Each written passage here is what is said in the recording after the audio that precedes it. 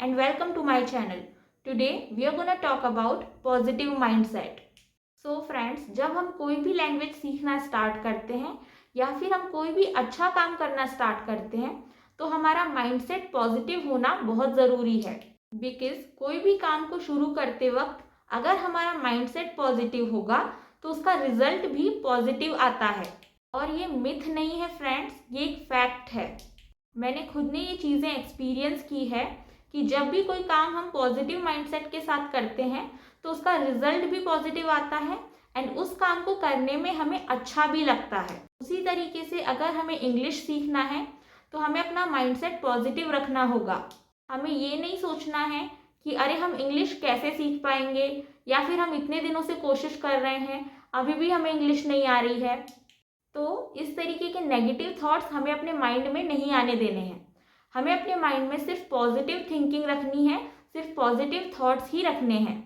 हमें ये सोचना चाहिए कि जैसे बाकी लोग इंग्लिश बोल लेते हैं उसी तरीके से हम भी बोल सकते हैं, हम भी सीख सकते हैं।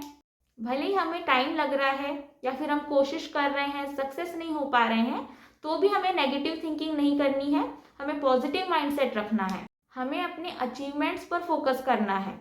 हमें ये सोचना है कि हमें क्या क्या चीज़ें अचीव करनी है और क्या क्या चीज़ें हम अचीव कर चुके हैं।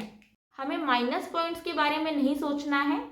ऑल्दो हम एक बार अपने दिमाग में माइनस पॉइंट्स गिन सकते हैं कि ये चीज़ें रह गई है, पेंडिंग है, बट उनके बारे में सोचकर हमें नेगेटिव थिंकिंग नहीं करनी है। फॉर एग्जाम्पल, आप इंग्लिश सीखना चाहते हैं, आपने अपने कुछ गोल्स बना रखे हैं कि इतने टाइम में मुझे इंग्लिश सीखना है, मुझे इंग्लिश के ये टॉपिक्स कवर करने हैं। तो आपने जितना भी सीखा है, जो जो टॉपिक्स आप कवर कर चुके हैं, जिन जिन चीज़ों में आप बेटर हो चुके हैं, आप उनके बारे में सोचिए और जो जो चीज़ें रह गई हैं उन्हें अचीव कैसे करना है इस बारे में सोचिए। ताकि ये सोचिए कि ये चीज़ें तो मैं अचीव नहीं कर पाया, तो ये सोच के नेगेटिव थिंकिंग नहीं करना है। हमें पॉजिटिव माइंडसेट रखना है। बिकॉज हम चाहते कि हम इंग्लिश सीखें, अच्छे से सीखें और जल्दी सीखें। सो इंग्लिश सीखने की हमारी जो जर्नी है ना, स्टार्टिंग से लेकर के एंड तक पूरी जर्नी में हमें पॉजिटिव थिंकिंग रखनी है। नेगेटिव थॉट्स को हमें अपने माइंड में नहीं आने देना है।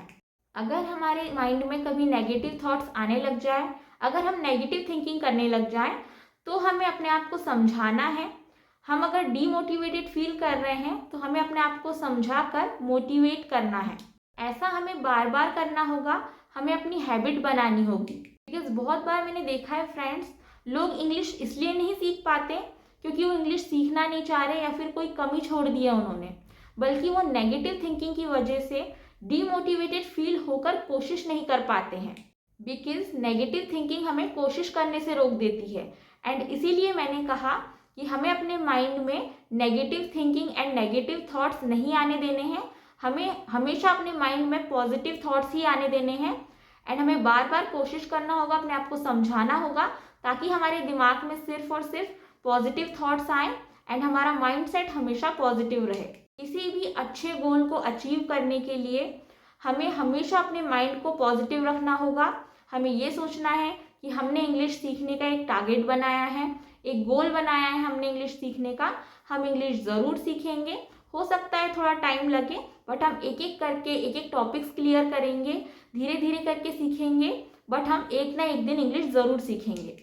ऑल्सो हमें ये भी सोचना है कि हम इंग्लिश में क्या क्या सीख चुके हैं। पहले हमें नहीं आती थी इंग्लिश या फिर हमें थोड़ी बहुत इंग्लिश आती थी, अब हम काफ़ी सारी चीज़ें सीख चुके हैं। डिफरेंट सोर्सेज से हमने बहुत सारी चीज़ें सीखी है।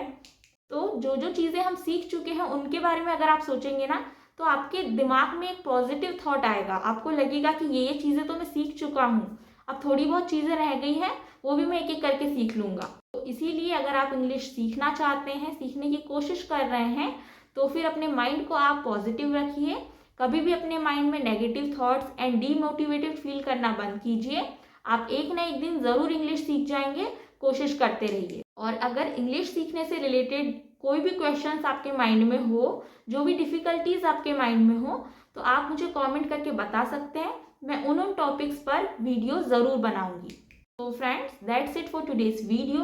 So if you all found this video useful, please don't forget to like, share and subscribe to my channel. And thank you so much for watching the video.